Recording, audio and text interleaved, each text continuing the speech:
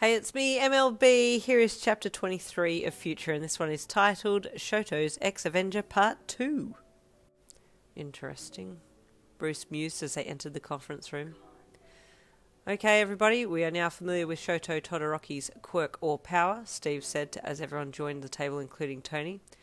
Are there any questions? Yes, Tony said bluntly. Are you going to pay for damages to my suit because that's an expensive piece of equipment? He shot a dirty look across to Shoto. You're a billionaire, playboy, philanthropist, Mr. Stark. I'm sure you'll be fine to cover the damages, Shoto said without missing a beat, his heterochromic eyes trained on Tony from across the table. You forgot genius. It's genius, billionaire, playboy, philanthropist, Tony corrected, staring Shoto down from where he stood. Okay, Tony, calm your jets. We're discussing powers here. I want to know how we can best utilise Shoto's powers for the Avengers team, Steve said, holding a hand up to calm Tony.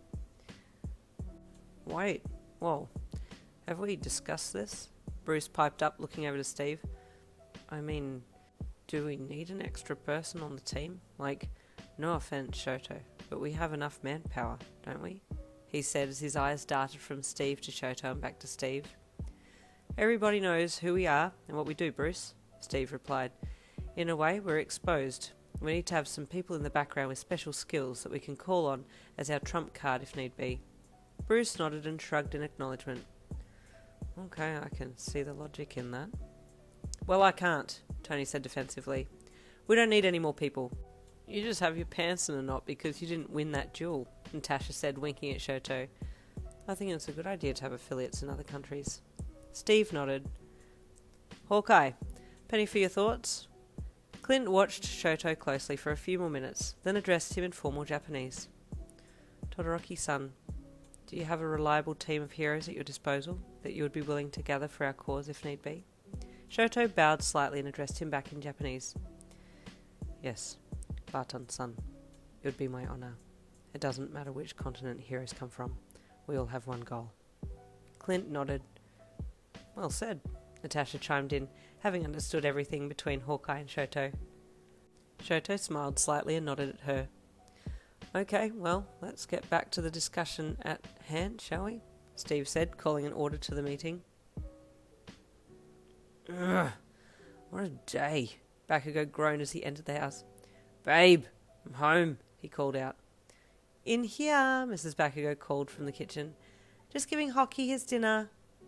Bakugou rounded the corner just in time to see his wife bend over to pick up something Hockey had thrown on the floor. You know what I'd like for dinner? He growled with sexual arousal as he walked over and grabbed right between her ass cheeks, digging his finger through her soft tights and pushing as far as the fabric would allow. Katsu! She gasped as he groped her ferociously. Not in front of Hockey! She said with a horrified giggle and stood up, stumbling forwards to get away from his wandering hands. He was on a mission now and stalked towards her with a hungry gaze, licking his lips as he prepared to pounce. Suddenly, a toddler drink bottle connected with the back of his head with a thud, and he yelled in shock. What the hell? Hockey was in fits of giggles. He was a crack shot and had lobbed his full water bottle at his daddy's head in an attempt to save Mummy. Bloody kid, Bakugou growled, turning his attention to Hockey and hoisting him out of the high chair and into the air.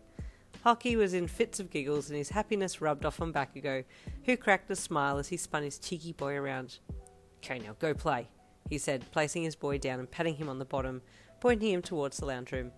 I have business to attend to, he said lowly, his crimson eyes locking back on his wife, who had now moved to place the dining table between them. Don't think you can get away from me, he said with a smirk as he started to walk around the table. Mrs. Bakugou quickly ran to the other end and kept her distance from him as he continued to walk around the table, a giant smile plastered on her face. She loved these games. Get back here, he growled with a grin, picking up the pace.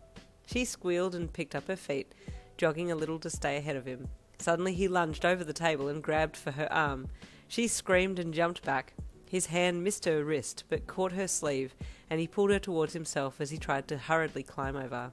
His wife turned to run, but Bakugou had made it to her side of the table by that point and pinned an arm in front of her face, up against the wall.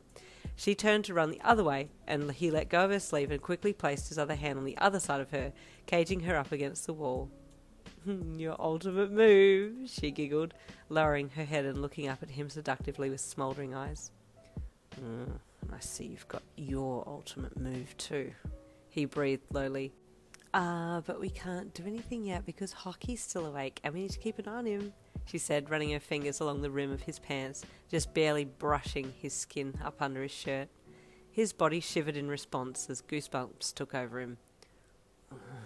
He breathed. Even after all this time together, she still had such a command over his body. Can't wait. I need you now. He lowered his head to his wife's neck and ghosted his lips along her skin, his hot breath causing shivers down her spine.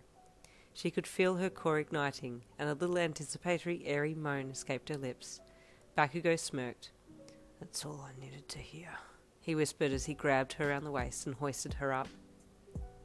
And there ends chapter 23. I will be skipping the next two chapters because they are very adult in content, and we'll pick it back up when it's a lot more family friendly and PG for chapter 24. See you tomorrow.